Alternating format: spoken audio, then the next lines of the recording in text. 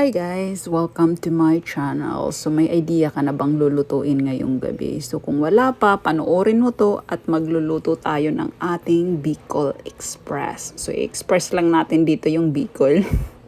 So ayan nga guys, igigisa lang natin yung ating bawang, sibuyas at loya, at saka lagay natin yung sili, lagay natin yung ating, pag nasutay na natin yung ating ingredients, lagay natin yung ating karne na na-slice natin ng maninipis na may halong taba, kasi importante sa Bicol Express, may taba yung karne mo, hindi pwede puro laman yan, kasi walang lasa, walang sarap yan. So yan.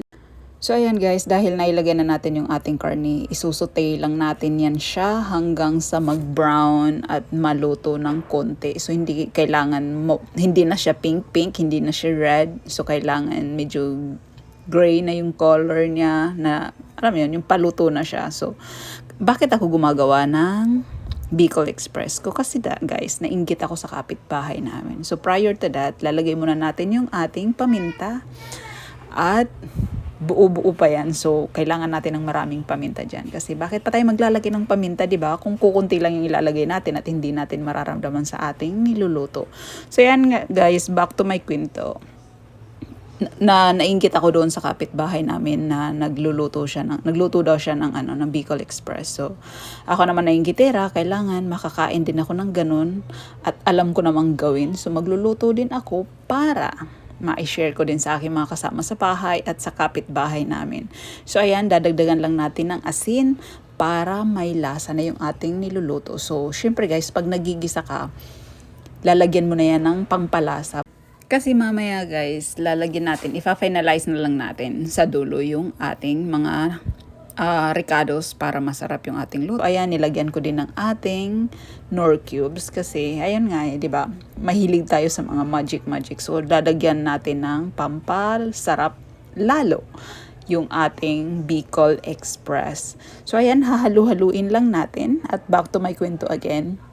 Yung kapitbahay namin nagluto, hindi ako binigyan. So kung nanood siya or manonood ba siya, maririnig niya to. So ayun, naririnig niyo din yung manok, nag-react din siya. Gusto niya atang gawin ko siyang Bicol Express. So ayan, tatakpan lang natin para maluto yung ating pork. At ayan, dahil tinakpan natin, syempre nagtutubig yan siya kasi nga, ang mga food na niluluto natin, pork, chicken, fish, pag tinakpan mo yan siya, magkakaroon yan siya ng sarili niyang katas.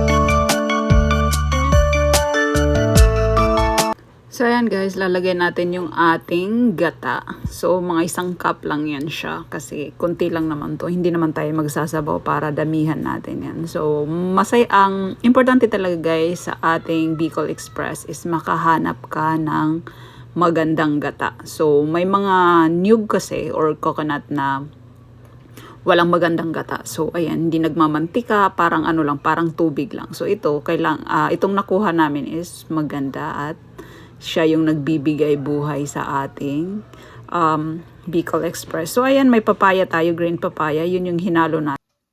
So yun ang hinalo natin kasi yan yung masarap ilagay sa Bicol Express. So ayan na yan guys, ifa-finalize na lang natin, lulutuin na lang natin yung ating papaya. So titikman na lang natin yan para makumpleto na kung tama na ba yung timpla. So pagka okay na yan guys, ready na tayong kumain, nakakagutom na at ayan, nagdagdag lang na ako ng asin at saka lalagyan natin ng suka kasi importante lagyan natin ng suka yung ating niluluto, especially kung may gata, para mataas yung lifespan niya. Although hindi naman to aabutin ng kinabukasan, kulang na kulang pa to sa amin. So ayan na yan guys, tapos na yan at kakain na tayo. So thank you for watching and thank you for supporting my channel.